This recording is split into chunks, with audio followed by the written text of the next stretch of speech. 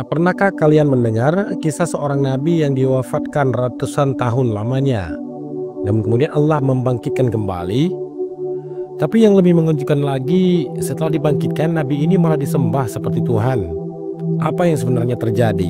Yuk, mari sama-sama kita simak kisah luar biasa yang akan mengungkap misteri ini. Assalamualaikum warahmatullahi wabarakatuh. Pada hari ini kita akan mengkisahkan seorang nabi dari beberapa nabi Bani Israel. Kisah ini tercantum dalam surat Al-Baqarah ayat 259. Ayat ini menjelaskan tentang kisah yang sangat menakjubkan karena kisah ini menunjukkan tentang kekuasaan Allah yang sangat luar biasa, tentunya bagi orang-orang yang beriman dan mau memikirkan ayat-ayatnya. Allah Subhanahu wa Ta'ala berfirman yang artinya, atau seperti orang yang lewat di sebuah kota. Kota ini hancur lebur sehingga tidak berbekas lagi. Semuanya hancur sampai ke akar-akarnya. Nah, siapa kira-kira yang menghancurkan kota ini? Dan kota ini adalah kota Palestina di sekitar Baitul Maqdis. Dahulu ada sebuah kota yang sangat ramai, kota yang sangat indah. Akan tetapi Allah hancurkan lewat seorang raja. Raja yang membantai seluruh Bani Israel yang ada di sekitaran Baitul Maqdis. Siapakah raja itu? Dia adalah Bukhtun Nasar atau biasa kita kenal dengan Nebukadnezar. Sobat Penapedia, di zaman itu ada seorang nabi yang diutus kepada Bani Israel. Namanya adalah Uzair. Maka kita akan mengkisahkan sedikit tentang kisah Nabi Uzair. Walaupun sebagian ulama tafsir banyak yang mengatakan bahwa laki-laki yang melintasi kota yang ambruk ini adalah Nabi Khidir. Tetapi pendapat yang masyhur bahwa yang melintasi kota ini adalah Nabiullah Uzair alaihi salam. Sobat Penapedia, Uzair ini dia keluar dari rumahnya. Dia pun menunggang keledainya. Kemudian dia berjalan dan melewati kota yang hancur lebur ini. Akhirnya, kemudian karena panas yang sangat terik di waktu zuhur, dia berusaha untuk mencari perlindungan dari teriknya matahari. Maka Uzair dia pun melihat sebuah pohon atau mungkin bebatuan yang bisa menawangi dia dari sengatan panasnya mentari. Dan kemudian dia pun duduk di situ, bertafakur, merenung. Uzair ini termenung melihat kota yang dahulunya hijau, dahulunya kota ini sangat ramai, dahulunya penuh dengan bangunan, tiba-tiba dihancurkan oleh Bukhtun Nasar sampai ke akar-akarnya. Mungkin kalau kita lihat sekarang Palestina, Sobat Penapedia bisa melihat kerusakan kota yang luar biasa. Dihancurkan, dibom hingga hancur lebur, sehingga Uzair termenung melihat kota yang hancur sampai ke akar-akarnya ini. Sehingga kemudian Uzair mengatakan, bagaimana Allah Subhanahu wa Ta'ala bisa mengembalikan kota yang sudah ambruk ini? Bagaimana mungkin Allah Subhanahu wa Ta'ala mampu mengembalikan kota ini ke bentuk semula? Lalu, Sobat Penapedia, tentu saja kalimat ini bukan karena keraguan Uzair. Mustahil dia meragukan karena dia adalah seorang nabi. Tapi ini beliau ingin bertafakur saja. Bagaimana mungkin kota ini yang hancur lebur ini bisa bangkit kembali? Dan itu bisa saja terjadi kepada kita.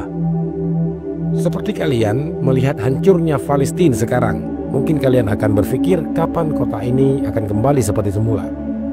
Nah, seperti itulah kalimat Uzair. Maka akhirnya Allah Subhanahu wa Ta'ala pun ingin membuktikan bahwa dia ala kulli syai'in qadir, atas segala sesuatu. Allah itu maha mampu. Tak ada yang mustahil bagi Allah Subhanahu wa Ta'ala. Maka Allah Subhanahu wa Ta'ala katakan, qala anna yuhyi hazihillahu ba'da mautiha. Uzair mengatakan, bagaimana mungkin Allah Subhanahu wa Ta'ala bisa membangkitkan dari kehancuran? Maka Allah pun kemudian mengirim malaikat maut. Maka datanglah malaikat maut. Ketika itu Uzair sebelum dicabut ruhnya oleh malaikat maut ini, Uzair membawa bekal dari rumahnya. Ia membawa bekal tin. Tin itu adalah jenis buah-buahan yang dikenal di Arab. Kemudian dia membawa anggur yang biasa diperas untuk jus. Kemudian membawa beberapa bejana. Maka Uzair pun sebelum dicabut ruhnya, dia sempat memakan buah tin dan memeras anggur tadi, kemudian meminumnya. Kemudian beristirahat dari teriknya matahari sambil termenung. Disitulah malaikat maut datang, kemudian mencabut nyawa Uzair, ditidurkan oleh malaikat maut. Maka Allah katakan, fa'matahullahu, maka Allah wafatkan dia, Allah tidurkan dia. Berapa lama? Mi'ata amin, 1 abad lamanya. Tidur 100 tahun. Dan 100 tahun dia tidur, tidak ada yang berubah jasadnya sedikit pun. Kekuasaan Allah Subhanahu wa Ta'ala. Kemudian setelah 100 tahun, tiba-tiba ruhnya ditiupkan kembali. Kemudian dia terbangun sebelum matahari terbenam. Jadi Uzair dia seolah-olah tidur zuhur dan bangunnya sore. Dia sangka cuman beberapa jam saja, padahal dia sudah tertidur selama 100 tahun.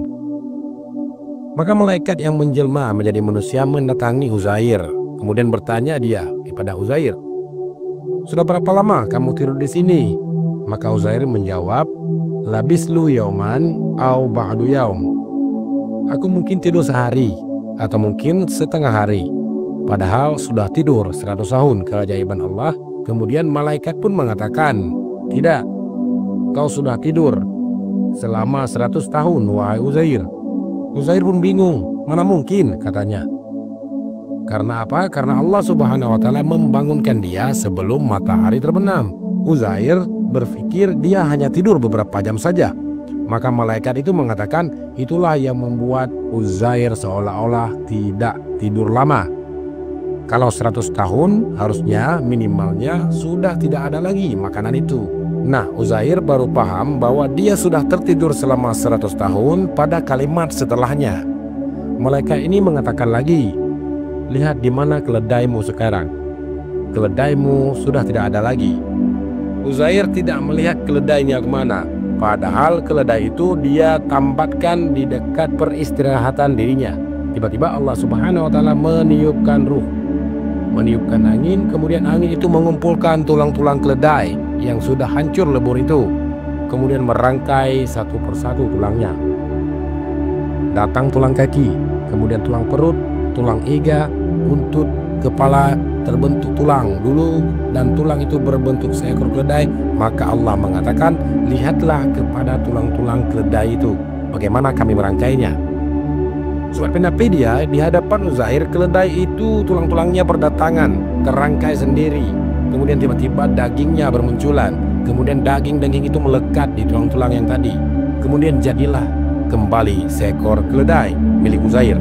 Dan ketika keledai itu ditiupkan ruh, maka keledai itu langsung menghadap langit. Kemudian keledai itu berteriak dan menyangka seolah-olah kiamat telah datang. Maka dari sini Allah katakan, ketika sudah jelas bagaimana kekuasaan Allah, Allah mampu menghidupkan yang mati menjadi hidup. Maksudnya apa? Maksudnya Allah ingin menjelaskan kepada Uzair, jangan lagi keledai yang sudah tidak ada tulang-tulangnya. Kemudian Allah satukan kembali tulang-tulangnya. Kemudian Allah bungkus dia dengan daging. Kemudian Allah tiupkan ruhnya. Jangan lagi keledai. Kota yang hancur sekalipun Allah sanggup untuk menghidupkannya kembali. Sekarang aku baru tahu, kata Uzair, bahwa Allah atas segala sesuatu maha mampu. Sesuatu yang kita anggap mustahil, tetapi Allah Subhanahu wa Ta'ala mampu melakukannya.